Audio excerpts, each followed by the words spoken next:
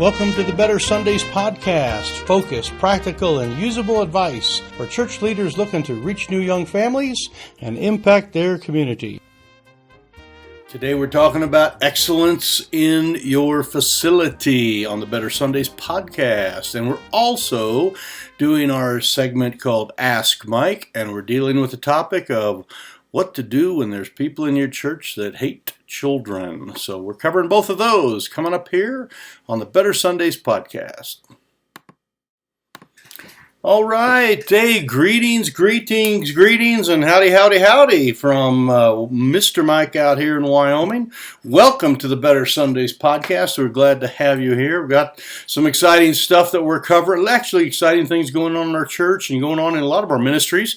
Very excited about our Back to Church conference coming up here very soon. We had to delay it a little bit. I got ill, and that kind of slowed everything down. That sickness does. So anyway, we are glad that you are with us here today. If you're watching this when we are recording this, it is near the end of August of 2021. I think I get my dates mixed up, but anyway, glad you're here and you know where you're at. But our Back to Church conference is coming up on the 17th. I think it's the 17th and 18th. Let me just double check. It's 16th and 17th of September, and very special conference. I'll talk about it at the end.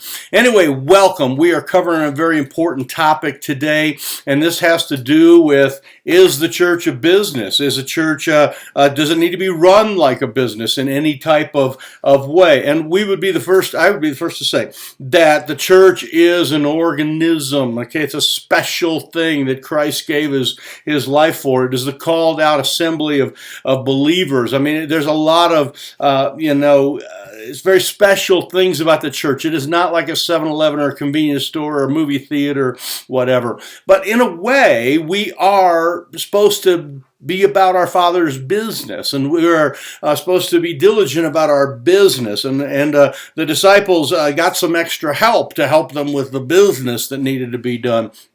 And so we want to talk about some of those things because they're very, very important. And today we're talking about the facility or your building where you meet. So we have a unique situation here. It's not always been this way all throughout history, but in America, North America, Western culture, you can now own property. And when you own property, you intend to, use it and meet in it. And so we have church buildings all over. Wasn't always that way. Many times it was just a group of people meeting wherever they were able to meet. Many interesting stories about that through the Dark Ages and through communist, regimes and things of that nature. But if you are in this century now, you probably have a place that you meet. You probably have a facility. Now you may own it and have the 24/7 access to it, or you might be leasing it or renting it, or working in, where you borrow a building and do something in the afternoon, like a school, or I worked with a church that's got they do services on Sunday at this building because it's a Seventh-day Adventist building, and they meet on Saturday, but the Baptist church meets on Sunday. And so there's a lot of different things. So we want to talk about the importance of your building and some of that, because in the business sense, when people go to the convenience store, when they go to the, clothing store, they go to the barber shop, whatever, all of those buildings your building is compared to all of those in a sense. In other words, is it hot? Is it cold? Is it clean? Is it not? Is it easy accessible? All of those things will be compared by people, not necessarily your good church people, because they know, hey, I'd go meet in the forest, to be with believers. That would be a neat thing. But new people are coming to your facility, and is it nursery for kids? Is there a kids program? All of that kind of stuff. So when we talk about this church as a business and being diligent about your business, we really are translating this in this thought right now, and I want you to grab hold of this. Be diligent about your Father's building. Be diligent about your Father's facility. Be diligent. Know well the state of your flocks and your facility, and make sure that you have things in good shape. So I'm going to reference back to several different podcasts on this one, And they are all, if you're listening to this in the podcast way, you can go to your favorite podcatcher, whatever you use, iTunes or Spotify or, Google Podcasts. There's all sorts of different ways. But you can go back and download some of these other ones. They are there for reference materials. And to make it easier for those in reference materials, we've created what we call seasons. Okay, so we're now in our 4th season, and I think we're in episode 3 or 4 for the 4th season here. But in season number 1, we deal with several different things. So you would go back. And they are, the way they are marked is we have a capital S, and then a 1, so season 1, S1, and episode 4 would be E4, so S1, E4 would be a great one. I'm going to reference actually S1, E5 in just a little bit here. Season 1, episode 5, and then I'll give you a couple others here in just a little bit. But let's talk about your facility. Let's talk about what it makes to have a great building. And there are several different things. I want to kind of cover, these are sort of broad, but if you go back and research or actually listen to some other ones, you can get much more detail on this. The first thing is you need to, as much as possible, make your building appealing. Now, if you don't own it, you can't necessarily change walls and move things around and do some of that. But there are things that you can do. You can put out, welcome mats. You can put signage so people can find it. You can have some people outside that are excited for guests to come. In fact, that's season 1, episode 5 is excited for guests. And when you have people that pull up in a parking lot and there's someone outside saying, "Hey, good to have you here. Come on in," that changes everything right there. Okay, so that is a great thing that you can do for your facility, is put excited people inside the front door, near the front door, and welcoming them. So, but the idea is to make it appealing. So you can do that with signage. You can hang different signs up, and if you're temporary, you can put little temporary signs up. As I mentioned, I was at the Seventh-day Adventist church where the Baptists were using it, and they had great big bulletin boards, and the pastor's wife had created just a great big bulletin board on a piece of cardboard that just opened up the whole thing, and it like a book, like a giant birthday card opened up, and you just put 4 pins in the 4 corners, and it covered their entire bulletin board with all their advertisement. And in the inside, of course, it was all pre-done, and they were all stuck up there, all their announcements of Bible camp and fun things going on, and different things that were happening. So that is a great way to do it. Another thing that you can do to make it appealing is to have some level of decoration that is somewhat fresh and relevant. And we cover this again back in season 1. You can go through and find one that talks about decorations there. I forget the exact number, but you'll want to make sure that your decorations are relevant and you change them up. Props sometimes can be used in a sermon where you talk about he shall be like a tree. You could have a branch that is broken off the tree and all the leaves are withered, and you go, what happened here? It's not connected anymore. And look at these leaves. They're crumbling and falling off all over the floor here. Okay, that's what's going to happen if you are disconnected from the trunk and disconnected from Christ. So little object lessons and little decorations that make it relevant will make your building be appealing. In other words, people are coming in, they're going to see these things, they're going to, all of that is going to happen. Another thing I wrote down is just the setup, the way that you set up the chairs and kind of have things done. We recommend that when you're setting up your chairs, and if you're in a school situation, people like to set them up in, these perfectly straight rows. And I'm not against straight rows for some orderliness, or the aisle down the middle, however you want to do it. Okay. But if you turn the chairs and kind of have them a little bit more at an angle, so that it's a little bit more, and a little bit maybe even a curve to them, what it does is it kind of tightens things up, and it makes it a little bit more family-ish in a way that people can see other people's reactions to the sermon and to the, they laugh and they sing and they can see the faces, but it's not perfectly straight rows, and also it's more comfortable.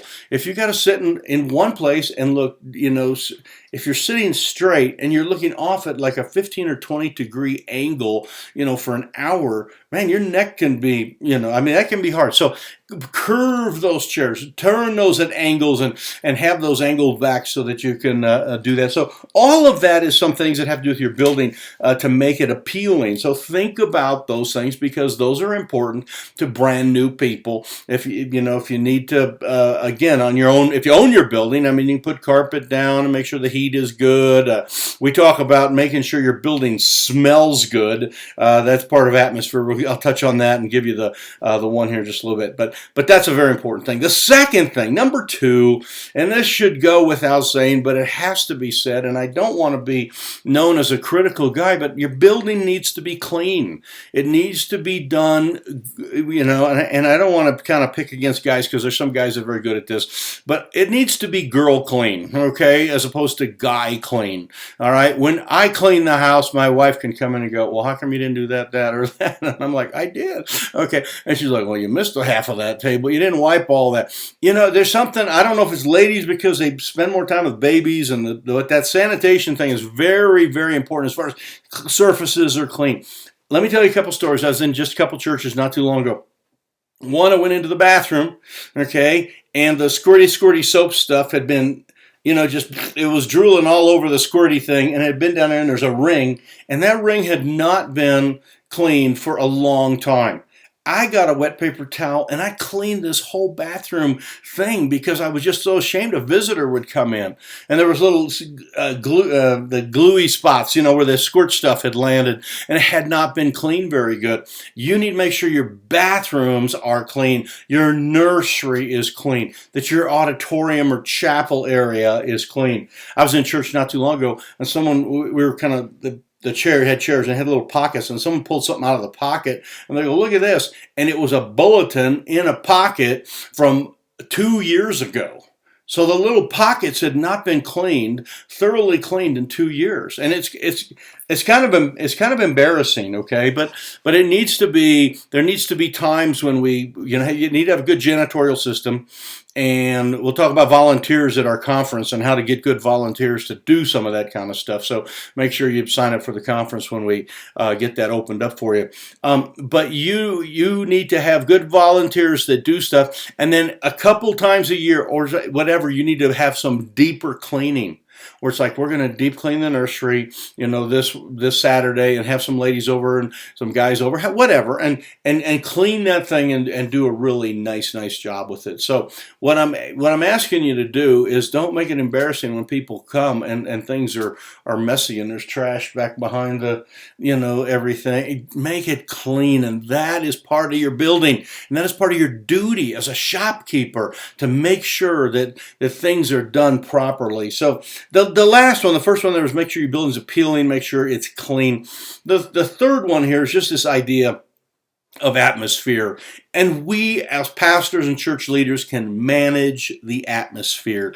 Everything from the smell of the building to the music that is playing to the sunlight that is coming through. All of that, the temperature of the building, fans going, not going, heaters going, not going, all of that, the way chairs are set up, all of that is part of the atmosphere. And I really want to reference back to season 1, and it's really season 1, number 4, all the way through 10. We covered all sorts of things on atmosphere, and I will put, let's see if I can put a link in there. I think I can get a link and put this in so you can go back and find those exact episodes, on iTunes or on our page. So anyway, very, very important stuff is to make sure that you are creating a good atmosphere. And it's welcoming, and people are excited for guests, and it smells good, because that is what is important. That is what's important to a first-time guest. They come in and go, wow, that is amazing church. In fact, we call it How to Have Amazing Sundays. And we've got a lot of teaching we do on that here at Reachkeep and in the Reachkeep Academy. So anyway, I want to share those things with you. Now, I want to jump into, and I have been doing this lately, I want to jump right into our Ask Mike segment. Okay, so here we go with Ask Mike. And if you would like to ask a specific question, you can email me at info@reachkeep.com, and I will do the best we can to answer your question on the air. This comes from a church out west here, and a guy wrote me, and I should have printed it up ahead of time, but he said, we have a problem in our church that a lot of older folks, and he says, they just seem to hate children. And it was like, what do you do when the people in your church don't want to reach young families and they hate children? And it was like, ay, that sounds like a terrible scenario, but it is not uncommon, and we've run across this several times before. And let me give you my approach to this, and you can use this however you want. As the leader in the church, okay, if you're the church leader, or if you're in a position there of leadership, one of the things that we often find in our church is we have many folks with the grayer hair and a little bit older, and one of the things that burdens them is that someone would, and you often hear these at prayer requests, pray that someone would reach out to my grandchildren. I have a grandchild in such and such a state. I have a wayward child over here. I have a niece. I have a grandnephew. I have some kids that are far away, and we're praying that somebody would reach out to them. A local church would reach out to them. And we honor those prayer requests, and we need to pray that God would send somebody. What we have done from time to time at our own church is we've said, how many of you have someone that you love dearly, and they are in that young family kind of category, and they need to get connected to a good, solid, Bible-believing church, and you're praying for them that they would get connected and get things right with God. How many of you have that? And many of them raise their hands. One of the things then that we do is what I've done is I basically have said, one of the things that you can do then right now, okay, is you can pray for the people around here. And you can pray for our children's ministry, and you can pray for our teen activity, and you can pray for our stuff, because we are reaching someone else's grandchild. We're reaching out to someone else out there. So if we want people to reach our children, let's make sure that we reach out to their children. And you know what? You wouldn't mind if your family called, or your grandkids called and said, Mom, Dad, I got Grandma, Grandpa, I got right with God, and that church had put some effort into that. You would be thrilled with that church.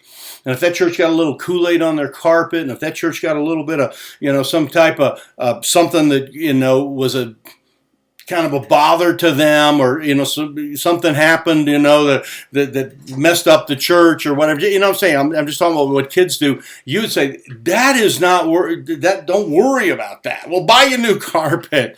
We want our kids to get saved. And folks, that's what we need to do. We need to basically say that we need to be for other people what we want them to be for us. We want to reach out to other people and touch their lives and be the rescue their grandkids. And so, you know what? I know you may not like the noise in the service, and I know we might have to miss a service because we need to have some people in the nursery, and I know we're going to get some kids around here. Someone's going to spill some Kool-Aid somewhere. But it's going to be worth it, because we're reaching other people's children, and we're praying that people reach our children, and we want God to honor that prayer, and we want to honor the prayers that have been made for these kids. So that is one of the things that we have done here to help where people tend to abhor the children. Really what they don't like, and this is part of the Ask Mike Thinkman here, I had in my notes too, is what they don't like is the noise and the broken things and all that.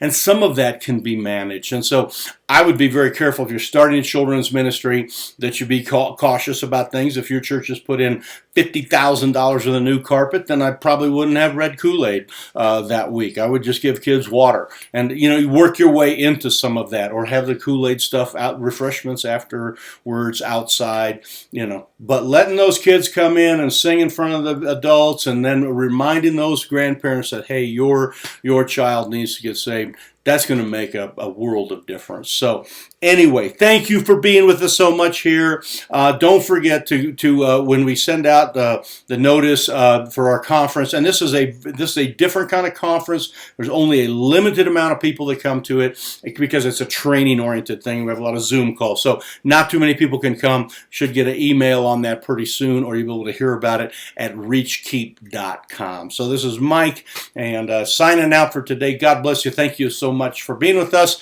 and we will see you next time